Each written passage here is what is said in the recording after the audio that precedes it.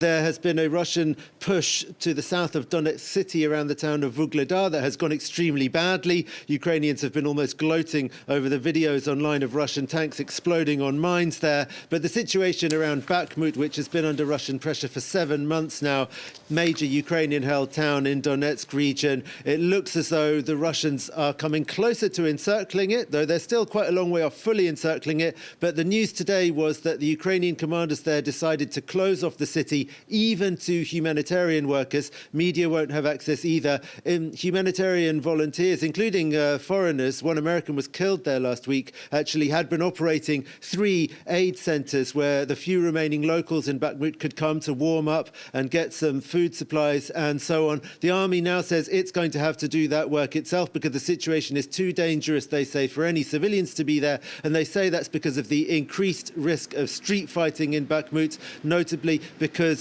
of sabotage groups, enemy sabotage groups that they say are in the city. That's not new. There were already street fights in Bakhmut. There have been already, but clearly it's getting more intense and more difficult.